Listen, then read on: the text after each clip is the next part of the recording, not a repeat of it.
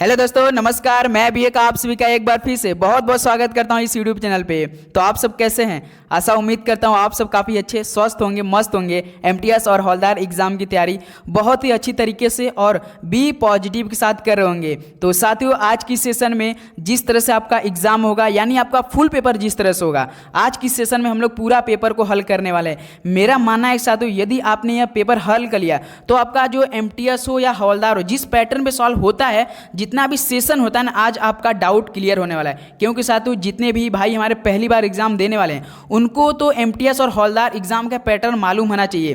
तो साथियों याद रखिएगा, जिस दिन आपका एग्जाम होगा, आप सेंटर पे जाएंगे, आपके सामने कंप्यूटर होगा। कंप्यूटर पे आपका ये टेस्ट होता है, जो कि सेशन फर्स्ट और सेशन सेकेंड में बटा रहेगा। सेशन फर्स्ट में साथियों आपको मैथ प्लस रीजनिंग देखने को मिलेगा, जो कि 40 क्वेश्चन रहेगा। इसमें आपको केवल क्वालिफाइंग करना रहता है, जो कि साथियों मैथ का 20 क्वेश्चन रहता है, रीजनिंग का 20 क्वेश्चन रहता है। इसमें साथियों नेगेटिव मार्किंग नहीं रहता है, याद रखिएगा। जनरल वालों को केवल 12 क्वेश्चन करना रहता है टोटल में से 40 में से। या तो आप रीजनिंग में से 20 में से 12 कर दीजिए, या मैथ 20 में से 12 कर दीजिए, कोई दिक्कत नहीं। या आप साथी रीजनिंग में मान लीजिए 20 क्वेश्चन आएगा, 5 इसमें से कर दीजिए, 8 या 7 इसमें से कर दीजिए। और ओबीसी वालों को तो केवल 10 ही क्वेश्चन करना रहता है, और एससी एसटी वालों को तो केवल 8 ही क्वेश्चन रहता है। बस आप यहाँ से क्वालिफाइंग हो जाएंगे। उसके बाद साथियों जो आपका मेरिट लिस्ट बनता है, एक सीट आपका कंफर्म होती है, वो आपका जीके और इंग्लिश से होती है, जो कि जीके का 25 क्वेश्चन साथियों और इंग्लिश का 25 क्वेश्चन। एक क्वेश्चन 3 नंबर का, यानी साथियों 75 ये, यानी 150 में से आपका टोटल मेरिट लिस्ट बनकर एक सीट बदे आपका नाम आएगा साथियों उस मेरिट लिस्ट में। तो साथियों आज की सेशन में टोटल हम लोग आपका पेपर को हल कराने वाले हैं। जिस तरह से पिछले वर्षों में या एसएससी जिस तरह सवाल पूछ रहा है ना मेरे भाई, वैसे आज की सेशन में हम लोग प्रश्नों को हल करने वाले हैं। तो चलिए दोस्तों, बिना टाइम वेस्ट के इस सेशन को स्टार्ट करते हैं। लास्ट में आप सब प्लीज़ अपना स्कोर हमें जरूर बताइएगा। टोटल नंबर आप क्वेश्चन 16 करेंगे। तो चलिए दोस्तों, सभी को एग्जाम के लिए बेस्ट ऑफ लक। आज सेशन का हम लोग पहला प्रश्न देखते हैं। तो देखिए दोस्तों, निम्नलिखित में से कौन सा वृक्ष पर्वतीय वन में पाया जाता है? तो याद रखिए दोस्तों, वह वृक्ष जो पर्वतीय वन में पाया जाता है तो देवदार पाया जाता है। ऑप्शन ए यहाँ से क्या हो जाएगा आपका? बिल्कुल राइट ऑप्शन हो जाएंगे। चलिए नेक्स्ट अगला सवाल देखते हैं। क्वेश्चन नंबर 2 देखिए, चापचरकूट उत्सव भारत के किस राज्य में मनाया जाता है? तो साथियों चापचरकूट उत्सव मनाया जाता है मिजोरम राज्य में। ये साथियों कम से कम 2 से 3 बार सवाल आपके पेपर में आया है, और साथियों हम वही सवाल लिए हैं जो एसएससी बार बार सवाल को रिपीट कर रहा है और जिस तरह से पूछ रहा है। चलिए अगला सवाल देखते हैं। क्वेश्चन नंबर 3, मानव की आहार नाल में बिल्ली कहाँ पाई जाती है? तो साथियों जो मानव की आहार नाल में बिल्ली पाई जाती है, वो साथियों छोटी आंत में पाई जाती है। ऑप्शन ए यहाँ से क्या हो जाएगा आपका? बिल्कुल राइट ऑप्शन हो जाएंगे। ओके, चलिए नेक्स्ट अगला सवाल देखते हैं। क्वेश्चन नंबर आपका 4, भारतीय संविधान में अनुच्छेद 43B किसके रूप में जोड़ा गया था? तो साथियों जो भारतीय संविधान में अनुच्छेद 43B था, ये जोड़ा गया था आपका राजनीति के निदेशक तत्वों से जोड़ा गया था। तो ऑप्शन सी को यहाँ से क्या कर सकते हैं हम लोग? लॉक कर सकते हैं। ओके, चलिए अगला सवाल देखते हैं। क्वेश्चन नंबर आपका 5, वर्षा को डैश नामक उपकरण द्वारा मापा जाता है? तो साथियों जो वर्षा होती है वो किसके नामक उपकरण से द्वारा मापा जाता है? किससे नापा जाता है? तो याद रखिए दोस्त, रेन गेज द्वारा मापा जाता है। और याद रखिए दोस्तों, ये रेन गेज की मतलब किसने बनाया था? तो 1662 में क्रिस्टोफर ब्रेन ने बनाया था। ओके, चलिए नेक्स्ट अगला सवाल देखते हैं। क्वेश्चन नंबर 6, गुरु बिपिन सिंह किस शास्त्रीय नृत्य शैली के लिए जाने जाते थे? तो साथियों जो बिपिन सिंह थे वो जाने जाते थे मोस्ट इंपॉर्टेंट सॉल कथक कली के लिए। ऑप्शन ए क्या हो जाएगा? बिल्कुल राइट ऑप्शन। ये संबंध भी रखते थे साथियों मणिपुरी नृत्य से, ये भी आपको मालूम होना चाहिए, मणिपुरी नृत्य से संबंधित रखते थे साथी। ओके, चलिए अगला सवाल देखते हैं। क्वेश्चन नंबर 7, खजुराहो के मंदिरों की किसका एक शानदार उदाहरण है? तो ऑप्शन देखिए, और इस तरह के साथ एक सवाल आपके पेपर में जरूर पूछेगा एमटीएस, क्योंकि ये सवाल ट्रेंडिंग में इसमें चल रहे हैं। कोई भी एसएससी एग्जाम उठाइए आप देखिए, उसमें पूछ ले रहा है। तो खजुराहो के मंदिर जो होता है साथियों, मंदिरों की वेसर शैली का एक शानदार उदाहरण है। तो यहाँ से ऑप्शन जो बनेगा सी क्या हो जाएगा आपका? बिल्कुल राइट ऑप्शन हो जाएगा। चलिए अगला सवाल देखते हैं। Question number 8, total recall my unbelievably true life story किसकी आत्मकथा है? तो ये साथियों अर्नाल्ड श्वार्ज़नेगर की है। जो total recall my unbelievably true life story है, ये किसकी आत्मकथा है? तो अर्नाल्ड श्वार्ज़नेगर की है। ऑप्शन ए हम लोग का यहाँ से क्या हो जाएगा? बिल्कुल राइट ऑप्शन हो जाएंगे। चलिए अगला सवाल देखते हैं, क्वेश्चन नंबर 9। भारत की 2011 की जनगणना के अनुसार निम्नलिखित में से किस राज्य का जनसंख्या घनत्व 100 व्यक्ति प्रति वर्ग किलोमीटर से कम था? बताइए साथियों, मोस्ट इंपॉर्टेंट सवाल है ये आपके पेपर में। बिल्कुल आप तो लगेगा एकदम बिल्कुल इजी सवाल है, बिल्कुल हाँ साथियों इजी है, लेकिन थोड़ा सा घुमा कर सवाल पूछेगा। जितने भाई पहली बार एग्जाम देंगे उनको थोड़ा सा प्रॉब्लम हो सकती है, क्योंकि ऊपर ऊपर पढ़े होंगे। याद रखिए दोस्तों, जो 100 व्यक्ति प्रति वर्ग किलोमीटर से कम था वो सिक्किम था। तो ऑप्शन सी क्या हो जाएगा यहाँ से? बिल्कुल राइट ऑप्शन हो जाएंगे। चलिए अगला सवाल देखते हैं, क्वेश्चन नंबर 10। भारत का प्रमुख लौह अयस्क निर्यातक बंदरगाह ये किस राज्य में स्थित है? तो याद रखिएगा, जो भारत का प्रमुख लौह अयस्क निर्यातक बंदरगाह है ये मेरे भाई आपका गोवा राज्य में स्थित है। ऑप्शन क्या हो जाएगा? डी बिल्कुल राइट ऑप्शन हो जाएगा। ओके चलिए अगला सवाल देखते हैं, क्वेश्चन नंबर 11। सबसे शक्तिशाली चोल शासक राज राजा प्रथम किस ईस्वी में राजा बना? तो ये बना था साथियों 985 ईस्वी में। सी ऑप्शन क्या हो जाएगा? बिल्कुल राइट ऑप्शन। यदि आपके पेपर में पूछा सबसे शक्तिशाली चोल शासक कौन था, तो राज राजा प्रथम था, जो कि साथियों 985 ईस्वी में राजा बना था। चलिए अगला सवाल देखते हैं, क्वेश्चन नंबर 12। भगत सिंह और बीके दत्त ने किस वर्ष केंद्रीय विधानसभा में बम फेंका था? भाई साहब मोस्ट इंपॉर्टेंट सवाल है। भगत सिंह और बीके दत्त सिंह ने किस वर्ष में केंद्रीय विधानसभा में बम फेंक दिया था? तो ये आपका 1929 में फेंक दिया था। डी ऑप्शन क्या हो जाएगा सबका? बिल्कुल राइट ऑप्शन हो जाएंगे। चलिए अगला सवाल देखते हैं, क्वेश्चन नंबर 13। तेंदुलकर समिति की रिपोर्ट 2011-12 में किस पर आधारित थी? जो साथियों तेंदुलकर समिति रिपोर्ट थी यानी 2011-12, तो ये साथियों केवल एक पर आधारित थी, गरीबी पर आधारित थी, पुअर पे थी। तो बी ऑप्शन क्या आ जाएगा यहाँ से? बिल्कुल राइट ऑप्शन है। ध्यान देंगे, तेंदुलकर समिति रिपोर्ट बहुत ही परीक्षा के लिए पॉइंट ऑफ व्यू से बहुत ही इंपॉर्टेंट सवाल है, गरीबी पर आधारित थी ये जो रिपोर्ट थी। चलिए अगला सवाल देखते हैं, क्वेश्चन नंबर 14। भवई किस भारतीय राज्य की पारंपरिक नाट्य शैली है? तो साथियों भवई ये किस भारतीय राज्य की पारंपरिक नाट्य शैली है? तो ये मेरे भाई गुजरात राज्य की है। ऑप्शन जो बनेगा ए क्या हो जाएगा आपका? बिल्कुल राइट ऑप्शन हो जाएंगे। चलिए अगला सवाल देखते हैं, क्वेश्चन नंबर 15। आप याद करते चलेंगे साथियों, उम्मीद करूंगा यदि आप पहली बार एग्जाम दे रहे हैं तो आपको पूरा पैटर्न मालूम होना चाहिए। जितने भी हम 25 क्वेश्चन करेंगे ना साथी, बिल्कुल जीके की हम बात करें, बिल्कुल वही पैटर्न बात करेंगे जो आपका एमटीएस में सिलेबस दिया गया है, और आपका सवाल भी इसी लेवल का ही पूछा जाता है। देखिए क्वेश्चन नंबर 15, जनसंख्या में प्रति 1000 पुरुषों पर महिलाओं की जनसंख्या को क्या कहा जाता है? ये तो सवाल आता होगा, आपने देखा होगा साथियों 1000 पे 943 महिलाएं थी, लेकिन साथियों जनसंख्या में जो प्रति 1000 पुरुषों पर महिलाओं की संख्या को क्या कहा जाता है? तो याद रखिए दोस्त, लिंग अनुपात कहा जाता है। ऑप्शन सी क्या हो जाएगा आपका यहाँ से? बिल्कुल राइट ऑप्शन हो जाएगा। चलिए अगला सवाल देखते हैं, क्वेश्चन नंबर 16। भारत के किस राज्य में नटंजलि उत्सव मनाया जाता है? जो नटंजलि उत्सव मनाया जाता है साथियों भारत के तमिलनाडु राज्य में मनाया जाता है। तो बी ऑप्शन यहाँ से क्या हो जाएगा? बिल्कुल आपका राइट ऑप्शन हो जाएगा। चलिए अगला सवाल देखते हैं, क्वेश्चन नंबर 17। बोनालू देवी महाकाली की पूजा के लिए मनाया जाने वाला एक हिंदू त्यौहार है, यह निम्नलिखित में से किस राज्य में मनाया जाता है?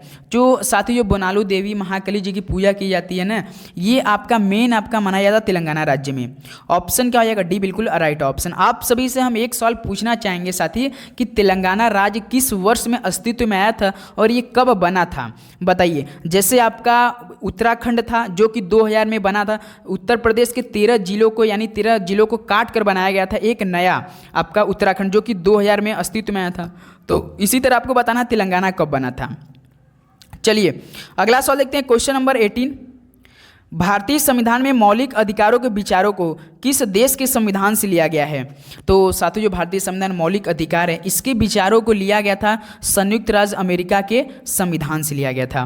तो बी ऑप्शन यहाँ से क्या हो जाएगा आपका? बिल्कुल राइट ऑप्शन हो जाएंगे।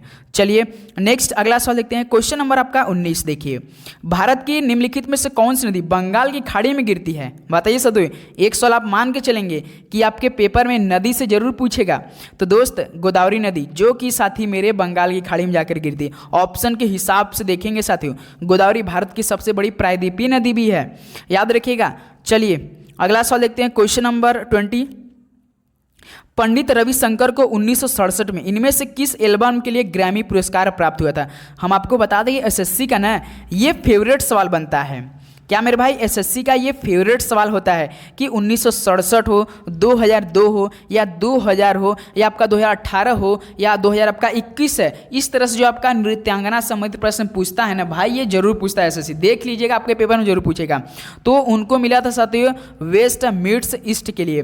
तो बी ऑप्शन यहाँ से क्या हो जाएगा आपका, बिल्कुल राइट ऑप्शन हो जाएंगे।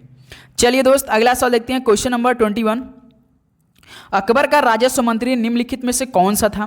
तो अकबर का राजस्व मंत्री टोडरमल था। बी ऑप्शन यहां से क्या हो जाएगा आपका, बिल्कुल राइट ऑप्शन हो जाएंगे। चलिए दोस्त अगला सवाल देखते हैं, question number 22।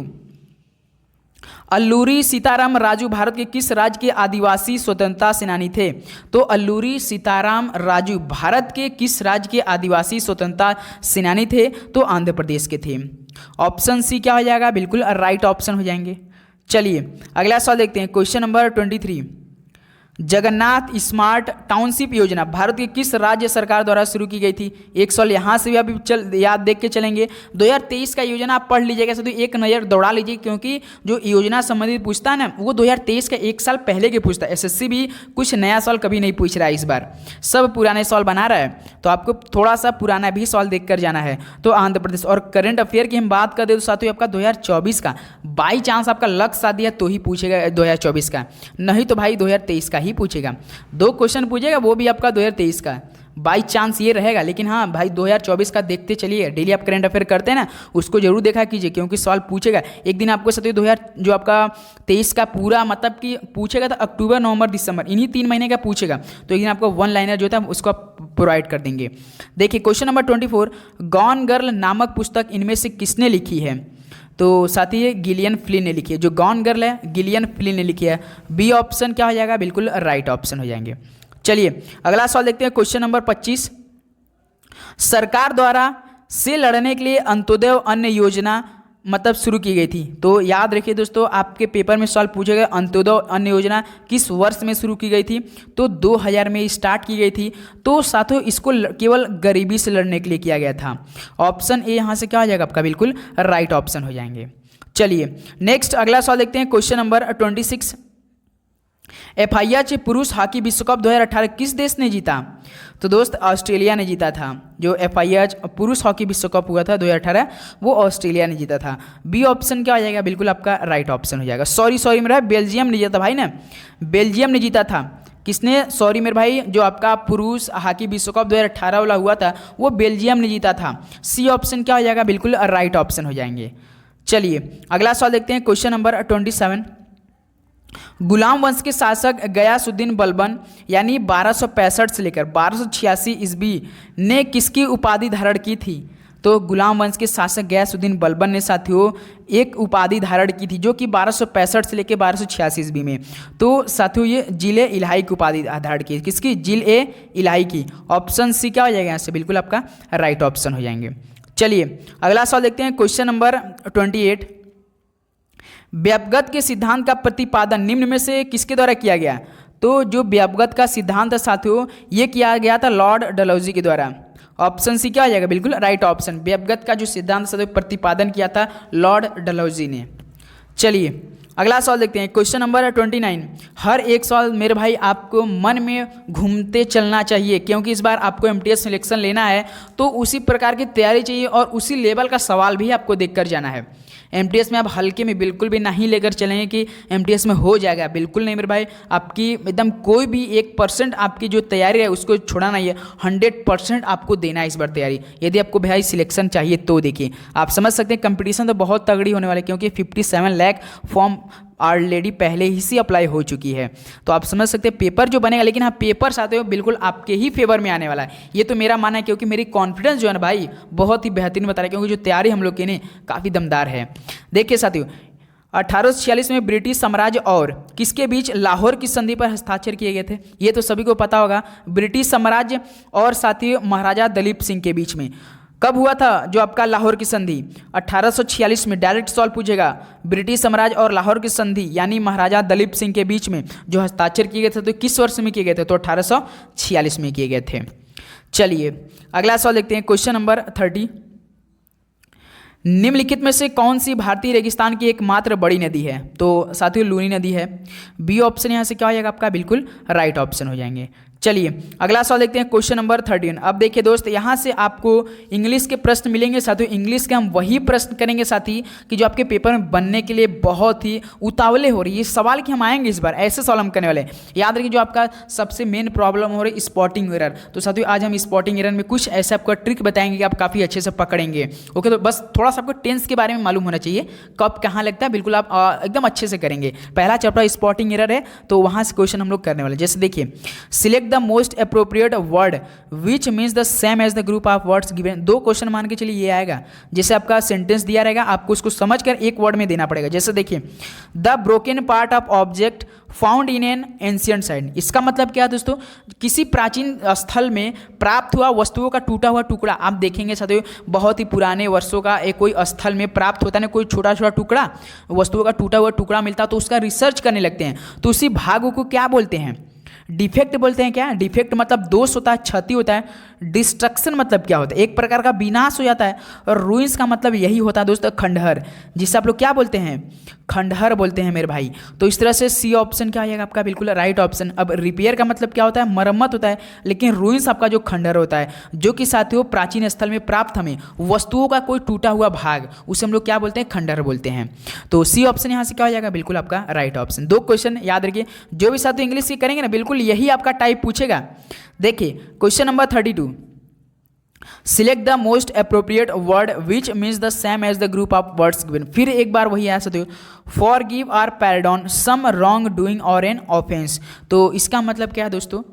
For give or pardon some wrongdoing or an offence. इसका मतलब साथियों कि यानी कि क्षमा करना, किसी गलती का काम कोई कर देता है तो कोई हम लोग क्षमा करते हैं, या अपराध को क्षमा करना है, कोई अपराध कर देता है उसे हम लोग क्षमा कर देते हैं। तो कहने का तात्पर्य यही है। तो बताइए क्या हो जाएगी सॉल्व का राइट ऑप्शन? तो दोस्त बताएंगे तो क्या हो जाएगा? कन्विक्ट का मतलब क्या होता है? तो कन्विक्ट का मतलब दोषी होता है, ये पता होना चाहिए। दोषी या तो अपराधी बोल सकते हैं। और आपका कंडेम्न का मतलब क्या होता है मेरे भाई? एक प्रकार का निंदा करना होता है, निंदा करना। और कंडोल का मतलब क्या होता है? तो दोस्त एक प्रकार का शोक प्रकट करना, जिसे शोक प्रकट करते हैं ना, तो इसे क्या बोलते हैं? तो एक प्रकार का कंडोल बोलते हैं। और आपका दोस्त कंडोन का मतलब क्या होता है भाई? ये देखिए माफ करना होता है। डी ऑप्शन यहाँ से क्या है आपका? बिल्कुल राइट ऑप्शन। याद रखिएगा तो डी करेक्ट ऑप्शन हो जाएगा। चलिए अगला सवाल देखते हैं, question number 33, select the most appropriate synonym of the given word. पर्यायवाची, आपने हिंदी में तो काफ़ी पर्यायवाची किया होगा साथियों। तो बताइए एम मतलब क्या होता है? उद्देश्य होता है हम लोग का। क्यों ना, हम लोग का एम इस बार केवल एक ही है कि इस बार हमें एमटीएस और हवलदार में एक सीट कंफर्म करनी है। तो बताइए साथियों एम का मतलब उद्देश्य, तो इसका सिनोनिम्स क्या होगा? आपको बिल्कुल सेम मीनिंग बताना होगा। जैसे आपका करेज का मतलब क्या होता है? साहस होता है। शॉर्ट का मतलब क्या है? कम, यहाँ पे आर छूट गया है, मतलब कम होता है। और आपका पर्पस, हम लोग का पर्पस क्या होता है मेरे भाई? उद्देश्य होता है ना। तो यहाँ से क्या हो जाएगा? C option. हम लोग का पर्पस एक ही है कि एमटीएस में एक सिलेक्शन लेना है, और सिलेक्शन मतलब हम लोग का चयन होता है, लेकिन हमको सिनोनिम्स बताना। तो एम का क्या हो जाएगा? पर्पस हो जाएगा। सी ऑप्शन बिल्कुल राइट ऑप्शन हो जाएगा। चलिए अगला सवाल देखते हैं, question number 34, I have not got with me now. इसका मतलब क्या कहना है? तो दोस्त आज हम आपको बता देंगे, अगर इस तरह का आपके पेपर में सवाल है, जैसे देगा कि आई हैव नॉट गॉट और ऑप्शन देखेंगे any money, some money, no money, lot of money. तो मेरे भाई यदि आपके पेपर में नेगेटिव सेंटेंस आ जाए, यदि नेगेटिव सेंटेंस आ जाए तो साथियों हमेशा याद रखिएगा एनी मनी का प्रयोग होगा। किसका साथियों? एनी मनी का प्रयोग होगा।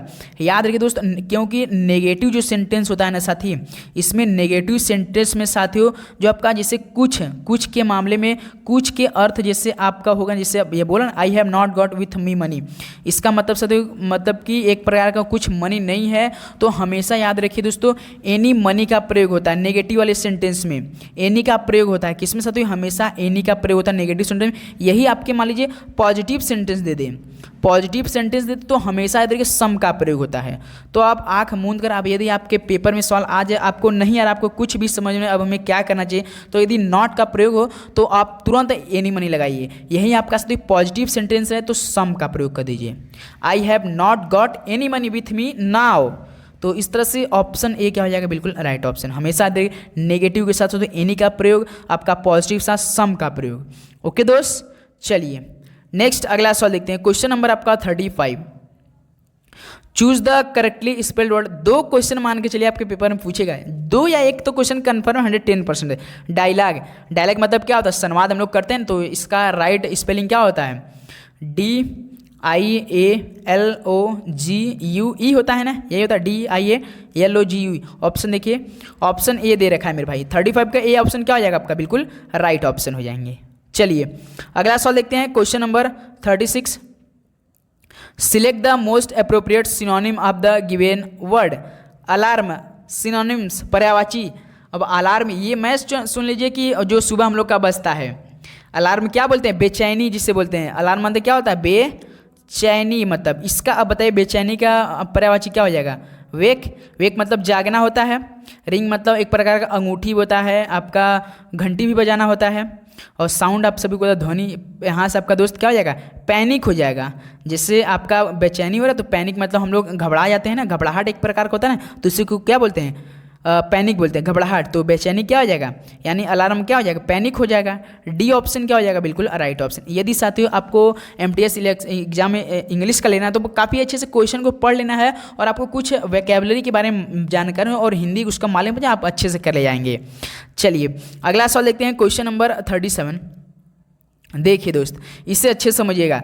The given sentence contain a grammatically error, identify the segment that contain the error. आपके पेपर में से 1 या 2 क्वेश्चन ये जरूर सॉल्व पूछेगा। पहला ही चैप्टर आप देखेंगे सिलेबस, तो पहला ही चैप्टर आपके दोस्त स्पॉटिंग एरर देखने को मिलेगा।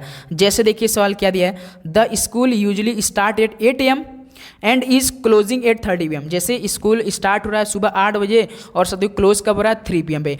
तो मेरे भाई इस तरह आपको सेंटेंस देखना है कि क्या ये सेंटेंस बोल रहा है और यहाँ पे क्या मतलब कि जो सेंटेंस लिखा गया वो सही है या नहीं है।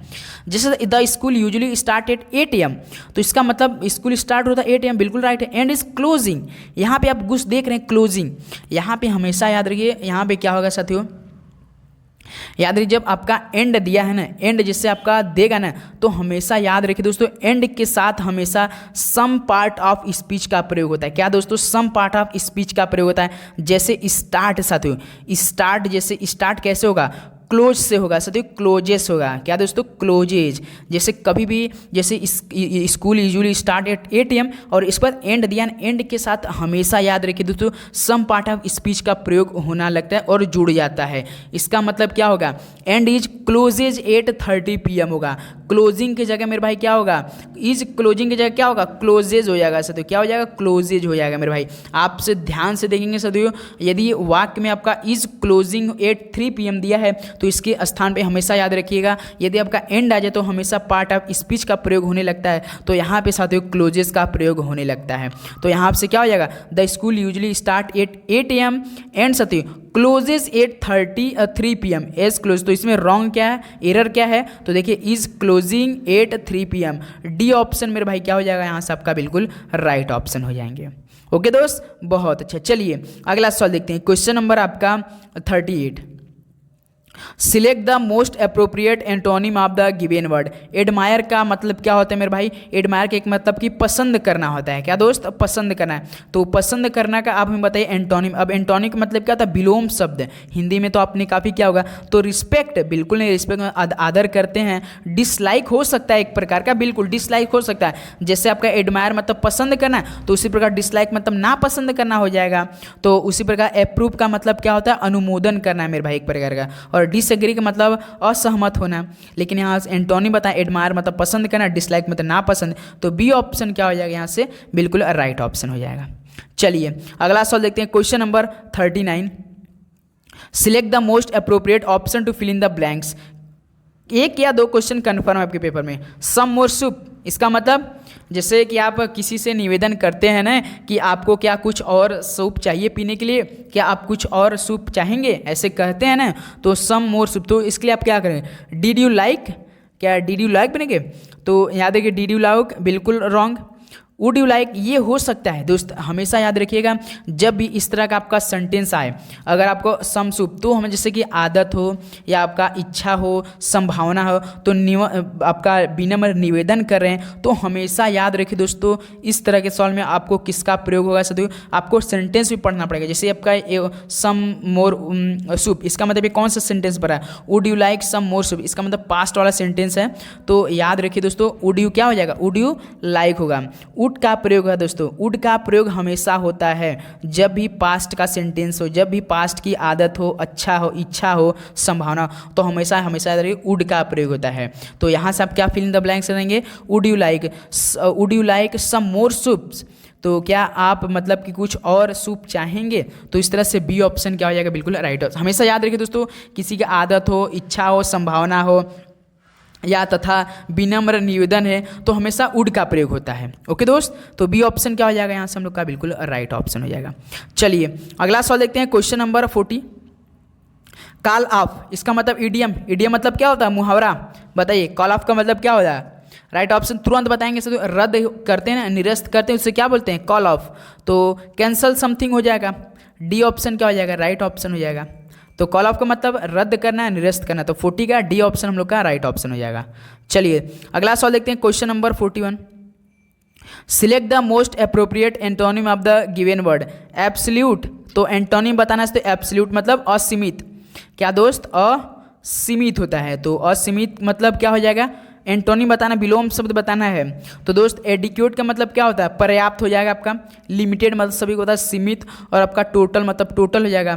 तो आपका असीमित का मतलब क्या हो जाएगा, तो दोस्त लिमिटेड हो जाएगा, सीमित तो हो जाएगा, बहुत सही यार, बी ऑप्शन क्या हो जाएगा आपका, बिल्कुल राइट ऑप्शन। ओके चलिए अगला सवाल देखते हैं, question number 42। Select the most appropriate meaning of the given idiom, a piece of the pie, इसका मतलब क्या है दोस्त, मोस्ट अप्रोप्रिएट इडियम मतलब मुहावरा आपको बताना है।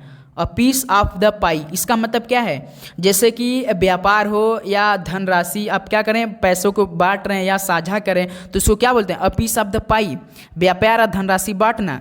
तो इसका मतलब क्या हो जाएगा, फील हम्बल्ड, बिल्कुल नहीं, हम लोग पैसे बांट रहे हैं तो बिल्कुल नहीं। An unpleasant thing to accept है, बिल्कुल wrong. Make a sweet dish, बिल्कुल। A share in money or business, क्या हो जाएगा दोस्त, जब हम बांट रहे हैं शेयर कहाँ करें, आर मनी आर बिजनेस, तो डी ऑप्शन यहाँ से क्या हो जाएगा, बिल्कुल राइट ऑप्शन। बस मेरे भाई ईडीएम 2 प्रश्न आएगा ना, अब यदि आप इसका मीनिंग निकाल लिए ना, तो कंफर्म करें हम, ये भी आप अच्छे से निकाल ले जाएंगे, ये तो मैं आपसे वादा करता हूँ, जिस दिन आप पेपर देने जाएंगे ना देखिएगा। चलिए अगला सवाल देखते हैं, क्वेश्चन नंबर 43।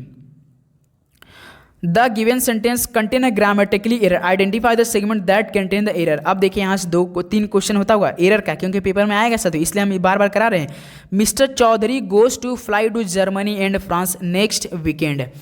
तो हमेशा याद रखिए दोस्तों, अगर आपके पेपर में फ्यूचर का प्लान आ जाए, हम आपको बता दें कि फ्यूचर में आप कहीं का प्लान कर रहे हैं, तो साथियों फ्यूचर का प्लान के लिए हमेशा या शो करने के लिए साथियों जो आपका प्रेजेंट कंटिन्यूअस का प्रयोग करते हैं ना, तो इसके बाद साथियों हमेशा याद रखिए फ्यूचर में अगर आप प्लान कर रहे हैं या शो करने के लिए, हमेशा याद रखिए दोस्तों प्रेजेंट कंटिन्यूअस का प्रयोग करते हैं। याद रखिए दोस्तों प्रेजेंट कंटिन्यूअस का प्रयोग करते हैं, तो और इसके बाद तो इन्फिनेटिव का प्रयोग करते हैं, किसका, इन्फिनेटिव का प्रयोग करते हैं मेरे भाई, और वर्ब की फर्स्ट फॉर्म का प्रयोग करते हैं। जैसे यहाँ पर दिया है मिस्टर चौधरी गोज, तो क्या ये मेरे भाई राइट लग रहा है, mister Chaudhary goes to fly to Germany and France next time, इसका मतलब हमेशा आपका क्या होता है, हमेशा प्रेजेंट कंटिन्यूअस, तो क्या होगा, mister Chaudhary is going to साथ Germany and France next weekend. मेरे भाई मिस्टर चौधरी कहाँ जा रहे हैं, जर्मनी जा रहे हैं, फ्रांस अगले सप्ताह, तो इसका मतलब क्या, इज गोइंग हो जाएगा मेरे भाई। इज गोइंग हमेशा इस तरह का, यदि आप ये फ्यूचर में प्लान कर रहे हैं या शो करने के लिए, हमेशा प्रेजेंट कंटिन्यूअस का प्रयोग होता है। तो गोज की जगह साथियों क्या होगा, इज गोइंग हो जाएगा मेरे भाई। जैसे आपका सेंटेंस राइट बढ़ेगा, mister Chaudhary is going to flying to Germany and France next weekend, तो इसमें रॉन्ग कौन सा हो जाएगा, mister Chaudhary goes, mister Chaudhary goes. Option हिसाब देखिए, तो सी ऑप्शन क्या हो जाएगा, बिल्कुल राइट ऑप्शन। इस तरह का सवाल में से आपको ऑप्शन भी ध्यान से देखना है, काफ़ी ऑप्शन आपको सेम मिलेंगे लेकिन आपको ध्यान से देखना है। ओके चलिए अगला सवाल देखते हैं, question number 44। Modern technology has created many new jobs that require, modern technology साथियों बहुत तगड़े से क्रिएट करें मेनी न्यू जॉब्स, तो कैसे उन लोग को रिक्वायर चाहिए स्किल का, कॉमन चाहिए, क्या साधारण, डेंजरस खतरनाक चाहिए कि स्पेशल एकदम चाहिए? बताइए, आपके अंदर एकदम स्पेशल स्किल रहेगा, नॉलेज रहेगा, तभी जो आप सब देख रहे हैं कि मॉडर्न टेक्नोलॉजी बहुत ही तगड़ी तरीके से ग्रोथ कर रही है, तो आपको कैसे चाहिए, उसमें स्किल आपकी कैसे नहीं, एकदम स्पेशल चाहिए। तो इस तरह से क्या हो जाएगा, विशेष चाहिए। तो सी ऑप्शन क्या हो जाएगा, स्पेशल स्किल चाहिए, नॉलेज चाहिए। सी ऑप्शन क्या हो जाएगा, बिल्कुल राइट ऑप्शन। चलिए नेक्स्ट अगला सवाल देखते हैं, question number 45। A team of doctor has been sent to the worst affected area to the patient there. इसका मतलब क्या है, यदि डॉक्टरों की कोई टीम जाती है साथियों किसी प्रभावित क्षेत्र में, तो मरीजों को देखने के लिए वो क्या करती है, वहाँ पर ट्रीट करती है। बिल्कुल, ट्रीट मतलब उपचार करती है। ध्यान देखेंगे आप लोग, उपचार और एक्सपेरिमेंट, क्या वहाँ जाकर अपना प्रयोग करने लगती है कि उपचार करती है, या कंडक्ट या आपका आचरण करने लगती है, या रिजल्ट डायरेक्ट देती है। तो कोई प्रभावित क्षेत्र में कोई टीम जा रही है, डॉक्टरों की कोई टीम जा रही है, तो वहाँ पर साथियों वहाँ पर सभी मतलब मरीजों को क्या करेगा, ट्रीट करेगा, आपका उपचार करेगा ना। तो क्या हो जाएगा, ऑप्शन ए हो जाएगा। ये ऑप्शन क्या हो जाएगा, बिल्कुल राइट ऑप्शन। तो चलिए दोस्तों, अब आपकी दोस्तों मैथ और रीजनिंग क्लास स्टार्ट होने वाली। सर आपकी बहुत ही अच्छे से लेंगे। देखिए दोस्तों, जिस तरह से आपका MTS में मैथ पिछले वर्षों पूछा जा रहा है सिलेक्शन वाला, वो भी साथियों मैथ रीजनिंग, वैसे ही साथियों बिल्कुल हम लोग प्रश्न करने वाले हैं। तो चलिए आप मैथ से क्वेश्चन नंबर 46 से लीजिए, काफ़ी अच्छे से हर एक बात उनको समझिए, क्योंकि वो काफ़ी मतलब कि स्किल वाले हैं, आपको काफ़ी अच्छे समझाएंगे। एक बात आपको उनकी नहीं छोड़नी, हर एक आपको बात अच्छे से देखनी है। ओके दोस्त, चलिए मैथ की क्लास लीजिए आप लोग। देखिए क्वेश्चन नंबर 46। चलिए साथियों, तो अभी तक आप लोग जीके और जीएस और इंग्लिश के क्वेश्चन पढ़ रहे थे, तो उसके बाद आपके एग्जाम में मैथ का भी क्वेश्चन और रीजनिंग का भी कुछ क्वेश्चन आएगा। तो चलिए ज़्यादा टाइम नहीं लेते हुए हम लोग फटाफट शुरू करते हैं मैथ का क्वेश्चन, जिसमें कि हम लोग जैसा एसएससी प्रीवियस ईयर में क्वेश्चन पूछी है उस टाइप के क्वेश्चन को हम लोग क्या करेंगे, सॉल्व करेंगे। तो चलिए देखिए, हमारा पहला क्वेश्चन क्या है। हमारा पहला क्वेश्चन है, एक वर्ग की प्रत्येक भुजा की लंबाई 15 सेंटीमीटर है, तो वर्ग का परिमाप कितना होगा। तो देखिए क्या पूछा हमसे कि कोई एक वर्ग है, कोई एक क्या है, हमको कोई एक वर्ग दिया है जिसकी एक भुजा, मान लेते हैं वर्ग की भुजा ए है, वो कितना दिया है, 15 सेंटीमीटर। तो उससे हमसे पूछा क्या है, परिमाप पूछा है। तो देखिए परिमाप हमारा क्या होता है, परिमाप होता है जो ये हमारा चारों भुजाओं के जोड़ों का योग, जैसे जितना भी साइड होता है सभी साइड्स का, सभी भुजाओं का योग कर दीजिए, तो वो हमारा क्या आता है निकल के, परिमाप निकल के आता है। ठीक, तो देखिए वर्ग में कितनी भुजाएं होती हैं, तो 1 2 3 4 भुजाएं होती हैं, और प्रत्येक भुजा की लंबाई वर्ग में क्या होती है, बराबर होती है। तो इसलिए जो वर्ग का हमारा परिमाप होता है, वर्ग का परिमाप होता है वो होता है हमारा 4a।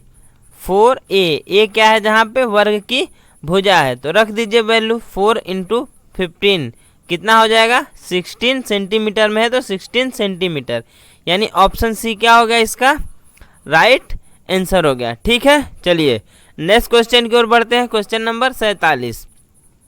क्वेश्चन नंबर 47 फिर से क्या है हमारा कि एक वर्ग की भुजा में 25% की वृद्धि की जाती है, इसके क्षेत्रफल में कितने प्रतिशत की वृद्धि होगी। देखिए तो क्या कह रहा है, जैसे कोई सपोज कर लीजिए हमारे पास क्या है, कोई एक वर्ग है, ठीक है, कोई क्या है, एक वर्ग है जिसकी भुजा मान लेते हैं हम ए है। ठीक, तो कह रहा है कि इस वर्ग की भुजा ए में अगर हम लोग 25% क्या कर दे, बढ़ा दे, क्या कर दे हम लोग 25% बढ़ा दे, तो नई वाली भुजा कितनी हो जाएगी, तो नई जो भुजा होगी वो कितनी हो जाएगी। देखिए पहले ये 100% होता है, अपने आप में 25% और बढ़ा देंगे तो ये कितना हो जाएगा, 125% हो जाएगा। ठीक है, कितना हो जाएगा, 125% हो जाएगा। तो देखिए हम लोग कैसे करते हैं, जो हमारा क्षेत्रफल का फॉर्मूला होता है वो क्या होता है हमारा, भुजा गुणे भुजा, यही होता है ना, क्या होता है हमारा, भुजा गुणे भुजा होता है। ठीक,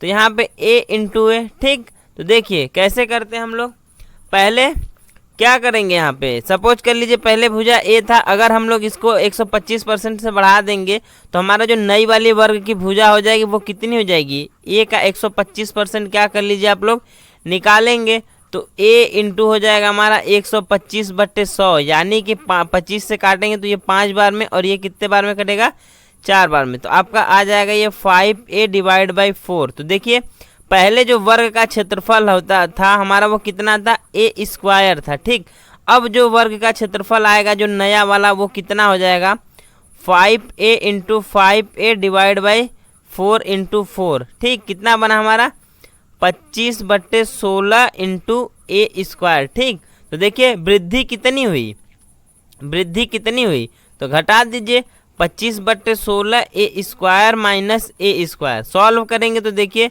कैसे सॉल्व करेंगे, तो यहाँ से हो जाएगा आपका 25a square minus 16a square divide by 16, यानी कि हमारा आया 9a स्क्वायर डिवाइड बाई 16। ठीक, अब ये कितने पे आया, अब देखिए इतना तो वृद्धि हुआ है, लेकिन हमसे वृद्धि नहीं पूछा, हमसे क्या पूछा है कि कितने प्रतिशत की वृद्धि होगी। तो प्रतिशत वृद्धि होता है क्या, जितने प्रतिशत की वृद्धि हुई है या जितनी वृद्धि हुई है।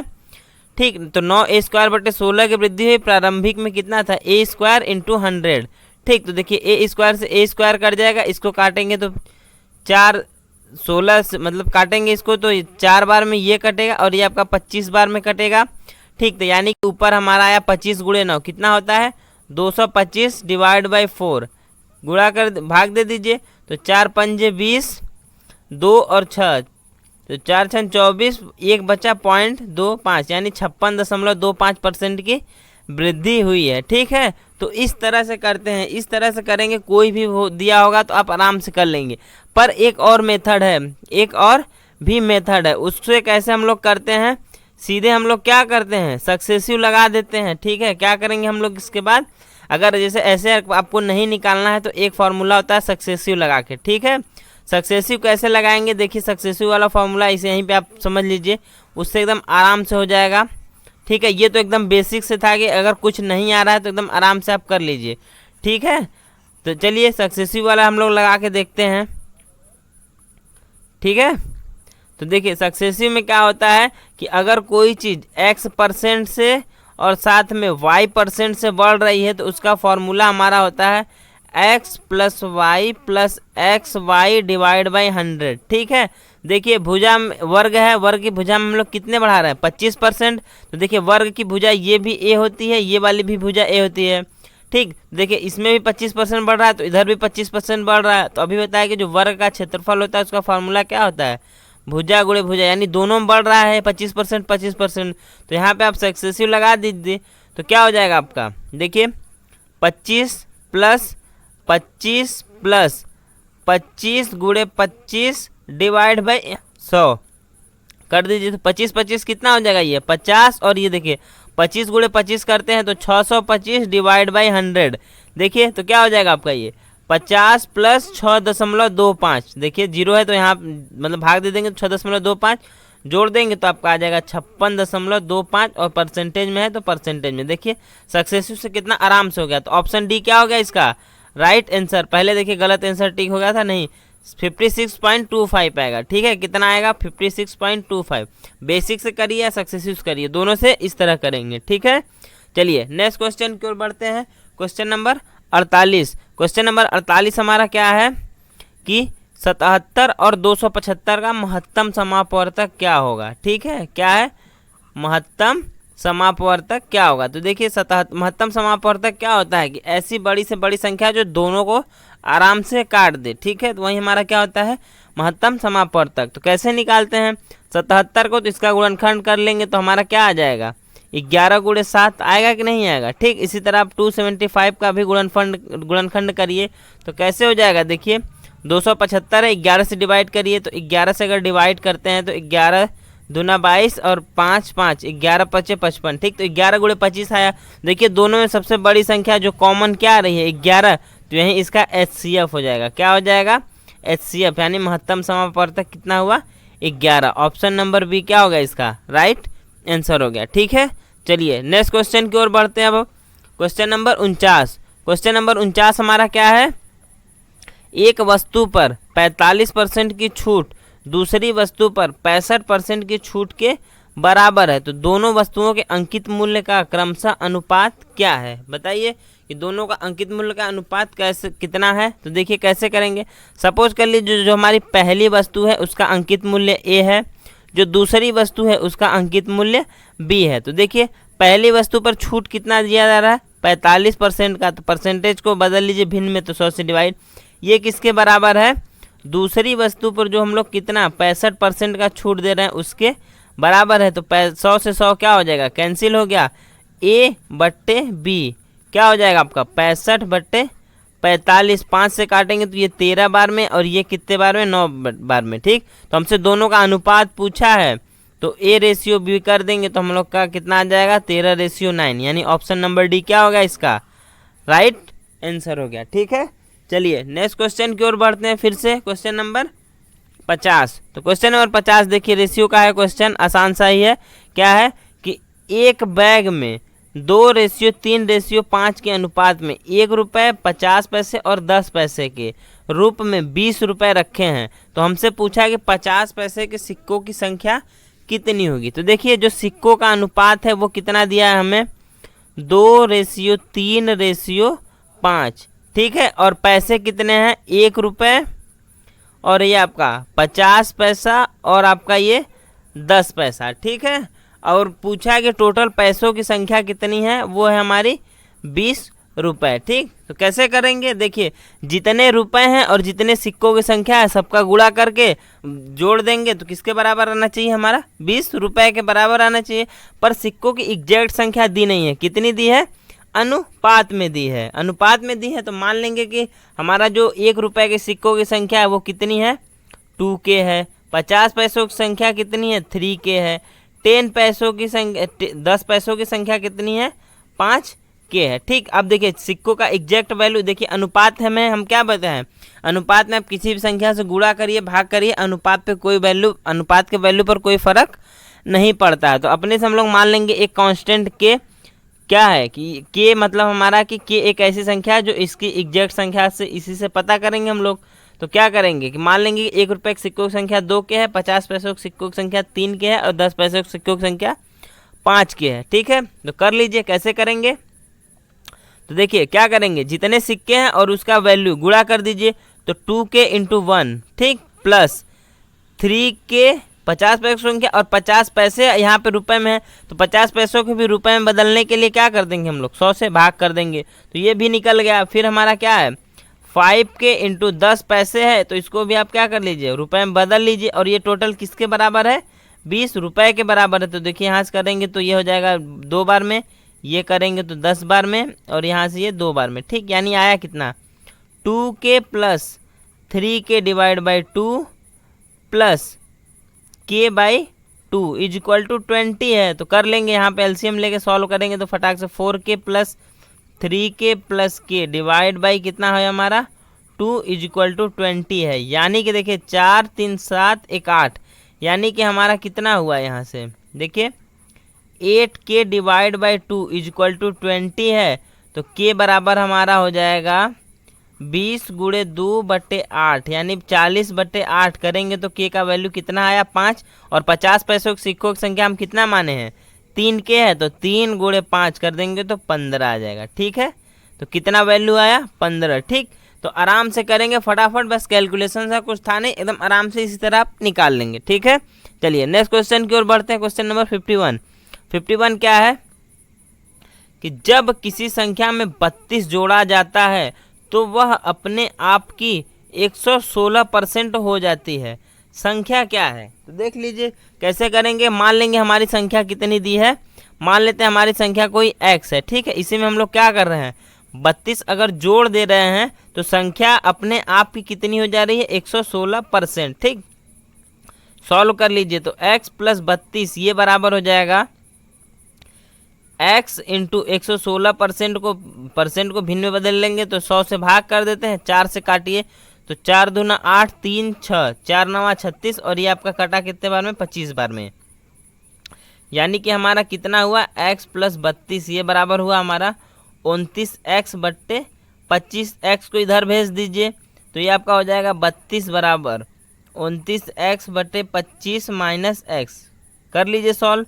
तो क्या करेंगे यहाँ से कैसे सॉल्व करेंगे देखिए ये हो जाएगा 32 बराबर 29x - 25x / 25। ठीक, तो आपका हो गया ये 32 ये बराबर 29 - 25 कर देंगे 4x / 25। तो यानी x की वैल्यू कितनी आ गई 32 × 25/4 4 से काटेंगे 8 बार में, 8 का गुणा 25 में करेंगे तो x की वैल्यू कितनी हो गई 200। ठीक, कितनी हुई 200, यानी ऑप्शन नंबर सी क्या हो गया इसका, option number C right answer. ठीक, चलिए नेक्स्ट क्वेश्चन की ओर बढ़ते हैं। Question number 52।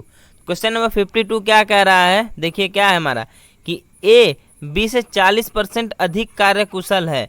यदि बी अकेला कार्य को 42 दिन में कर सकता है तो ए अकेला उसी कार्य को कितने दिनों में पूरा करेगा। ठीक है, सिंपल सा फॉर्मूला है m1d1 इक्वल टू m2d2 पे फॉर्मूला है। सपोज कर लीजिए कि ए की दक्षता कितनी है, सपोज कर लीजिए कि ए किसी काम को कितने दिन में कर रहा है, या ए की दक्षता कितनी है। अगर देखिए ए क्या है बी से 40% अधिक है, तो यहाँ पे सबसे पहले हम लोग क्या करेंगे, बी की दक्षता मानेंगे। तो मान लीजिए बी किसी काम को 10 दिन में करता है। ठीक है, बी किसी काम को कितने दिन में करता है 10 दिन में। ठीक, तो एक जैसे बी की अगर दक्षता 10 है, देखिए क्या है, क्या कहा है कि ए बी से 40% अधिक कार्य कुशल है, यानी कि बी की दक्षता अगर 10 है तो ए की दक्षता इससे 40% अधिक, तो 10 का 40% 4 होता है और जोड़ देंगे तो कितना होता है 14। यानी कि एक अगर ए बी किसी काम को अगर 10 मतलब बी की दक्षता अगर 10 होगी तो ए की दक्षता 14 होगी। बस यहाँ पे आप फॉर्मूला लगा लीजिए कौन सा वाला, m1d1 is equal to m2d2। ठीक है, तो ये यहाँ पे मान लीजिए ए वाला हिस्सा है, इधर कर लीजिए बी वाले को। तो देखिए ए का अगर 14 है दक्षता, तो इसके दिनों की संख्या हमको निकालनी है, तो मान लेंगे x दिनों में करेगा। ठीक, बी की दक्षता कितनी है 10 है, और देखिए बी कितने दिनों में काम को पूरा कर रहा है 42 दिनों में कर रहा है। ठीक, तो यहीं से आप निकाल लीजिए x बराबर हो जाएगा 10 गुणे 42 बट्टे 14, काट देंगे 3 बार में और x के वैल्यू 30 आ गया। यानी अगर b किसी काम को 42 दिनों में कर रहा है तो a कितने दिन में कर देगा 30 दिनों में। तो ऑप्शन नंबर सी क्या होगा इसका राइट आंसर। चलिए नेक्स्ट क्वेश्चन की ओर बढ़ते हैं। Question number 53। तो देखिए क्वेश्चन नंबर 53 क्या है हमारा कि 25 कमीज बेचने पर एक विक्रेता को 8 कमीज के क्रय मूल्य के बराबर लाभ प्राप्त हो रहे हैं। ठीक है, तो लाभ का प्रतिशत बताना है। ठीक है, देखिए अगर क्या है कोई विक्रेता सेल कर रहा है कितने 25 कमीज को, तो उसको जो लाभ हो रहा है वो 8 कमीज के बराबर लाभ हो जा रहा है। ठीक है, यानी कि अगर देखिए अगर वो 25 बेच रहा है तो 25 खरीदा भी होगा, यानी कॉस्ट प्राइस हम लोग मान लेते हैं कितना है 25 है, और इसका लाभ दे दिया है 8। तो बस सिंपल सा निकाल लीजिए लाभ प्रतिशत। लाभ प्रतिशत का फॉर्मूला क्या होता है, लाभ बट्टे कॉस्ट प्राइस इंटू 100। तो क्या हो जाएगा 8 उसको फ़ायदा हो रहा है कितने पे 25 पे इंटू 100, तो काट दीजिए 4 बार में, 4 और 8 32%, यानी ऑप्शन नंबर बी क्या हो गया आपका राइट आंसर हो गया। ठीक है, चलिए नेक्स्ट क्वेश्चन की ओर बढ़ते हैं। Question number 54।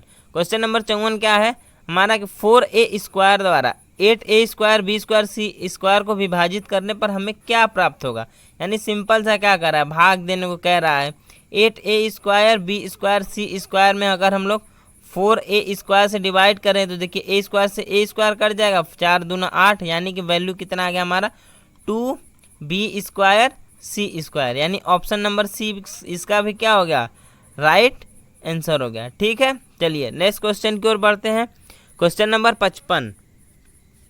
तो क्वेश्चन नंबर हमारा 55 क्या है, देखिए कि एक ट्रेन यदि 54 किमी प्रति घंटा की औसत चाल से चलती है तो वह एक निश्चित दूरी को 30 मिनट में तय कर लेती है। ठीक, यदि उसे यह दूरी 20 मिनट में तय करनी हो तो उसकी चाल कितनी होनी चाहिए। ठीक, सिंपल सा चाल बराबर दूरी बटा समय पे सवाल है।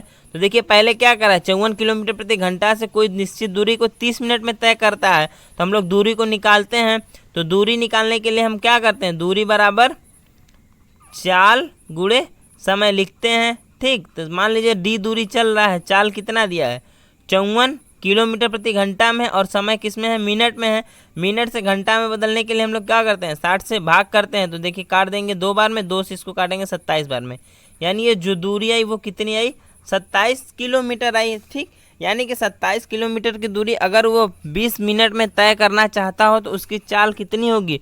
तो बस फॉर्मूला लगा लीजिए, क्या फॉर्मूला हो जाएगा हमारा, यही चाल बराबर दूरी बट्टे समय हो जाएगा कि नहीं हो जाएगा। तो दूरी कितना निकाले हम लोग, 27 किलोमीटर निकाले। समय कितना दिया है, 20 मिनट में, और इसको हम लोग बदलने के घंटा में, तो 60 से भाग कर देंगे तो ये 60 क्या हो जाएगा, ऊपर चला जाएगा, यानी बन जाएगा हमारा 27 गुणे 60 बट्टे 20। 20 से काटेंगे इसको 3 बार में, 3 का गुणा 27 में करेंगे तो 81 किलोमीटर प्रति घंटा, यानी कि ऑप्शन नंबर ए क्या हो गया हमारा इसका राइट आंसर हो गया। ठीक है, चलिए नेक्स्ट क्वेश्चन की ओर बढ़ते हैं। Question number 56।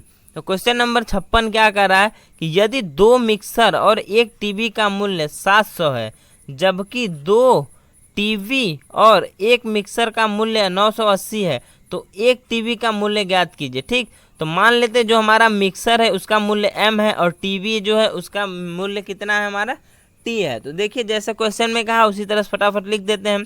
तो 2 मिक्सर साथ में 1 टीवी का मूल्य कितना है, 700 है। ठीक, साथ में इसको मान लीजिए क्वेश्चन नंबर 1। ठीक, उसके बाद कर रहा है जबकि 2 टीवी और 1 मिक्सर का मूल्य, यानी 1 मिक्सर और साथ में 2 टीवी का मूल्य ये कितना दिया आपको 980। तो हमसे पूछा कि इसका मूल्य 1 टीवी का, तो टीवी का मूल्य पूछा, यानी टीवी रहने देते हैं, मिक्सर को ख़त्म करते हैं।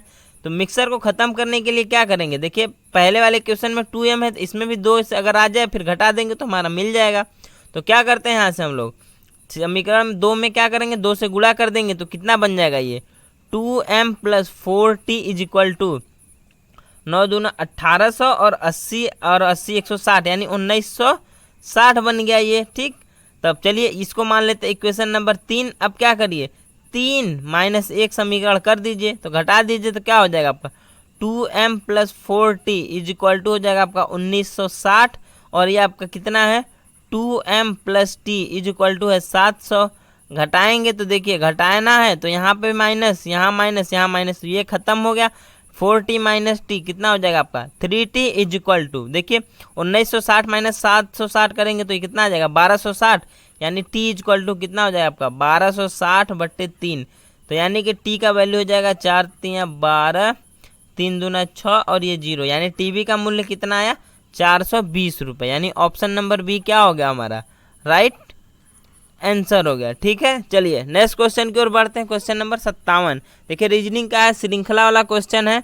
कैसे है 342, 365, 388, फिर खाली स्थान, फिर 434, फिर 457। ठीक है, तो कैसे करेंगे देखिए 342 से 356 है, 342 से 365 है, तो क्या होगा 342 से 365 घटाएंगे तो यहाँ पे देखिए 23 आ रहा है, डिफरेंस दोनों का अंतर 23 आ रहा है। ठीक, फिर उसके बाद आगे बढ़ते हैं तो देखिए 388 - 365 करेंगे तो यहाँ पे भी डिफरेंस 23 का आ रहा है। ठीक, और यहाँ पे भी डिफरेंस देखिए 434 और 457 का अंतर कितना है 23 है, यानी इसका और इसका अंतर भी क्या आना चाहिए 23 आना चाहिए।